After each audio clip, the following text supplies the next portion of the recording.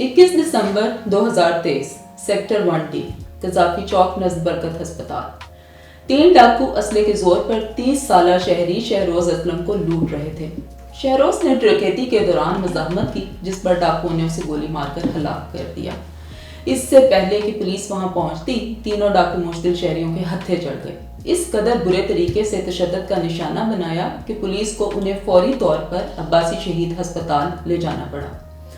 Duty पर मौजूद doctors ने उन्हें जिन्ना मेडिकल सेंटर रेफर कर दिया। वहां पहुंचते हुए रास्ते में तीनों डाकू जान की बाजी हार गए।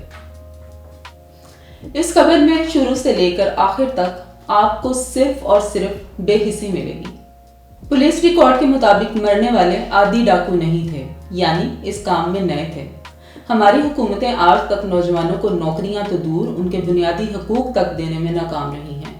किसी मजबूरी में उन्होंने ये कदम उठाने का फैसला किया होगा। सरासर हुकूमत की बेहिसी है। डाकुओं ने जब शहरोज को गोली मारी तो ये उनकी बेहिसी का सबूत है, और फिर शहरियों ने डाकुओं को मारा और इतना मारा कि वो जान से चले गए, और ये हम सब की बेहिसी है। दुनिया के वो तरक्की याफ्ता ममालिक जहाँ जराइम की रेशो ना होने के बराबर है, और वो इसलिए कि वहाँ रहने वाले लोगों को उनकी ज़रूरत के मुताबिक कमोबेश सब कुछ मुहैया है।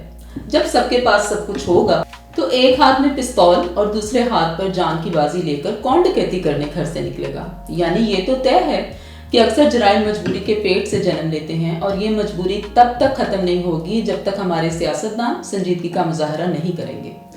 मजबूरी के नाम पर हम यहाँ उन डाकुओं को हरगिज़ जस्टिफाई नहीं कर रहे। जो उन्होंने किया वो नाकाबिले माफ़ी जुर्म था, और इस पर कानून के मुताबिक कार्रवाई होनी चाहिए थी, लेकिन ऐसा नहीं हुआ। बल्कि लोगों ने उन्हें इतना मारा कि पुलिस एक तरफ, कानूनी कार्रवाई एक तरफ, ना अदालत की इज्जत, ना आइन का कोई एहतराम, और सबसे बढ़कर इंसानियत, जो इस वाक़े में सिरे से गायब है।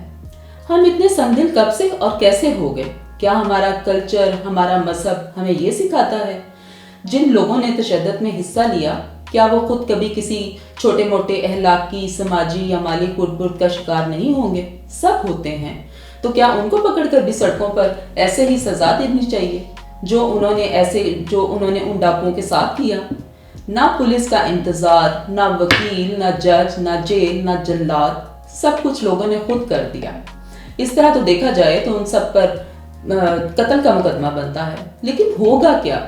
कुछ भी नहीं। चंद घंटे न्यूज चैनल्स पर खबर चलेगी और फिर वो भी नहीं।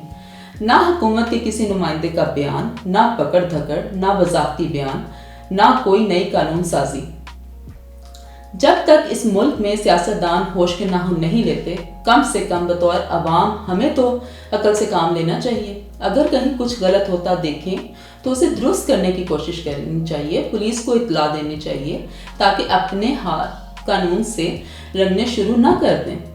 मुल्की हालात इस कदर खराब हैं कि हमारे अंदर इस कदर शदीद गुस्सा भरा हुआ है कि हम हाथ में लोगों की मौत का परवाना लेकर फिर रहे हैं। पता नहीं कब, कहां, कौन कैसी गलती कर दे और हम उसे वहीं खड़े खड़े सजाए मौत सुनानी पड़ जाए।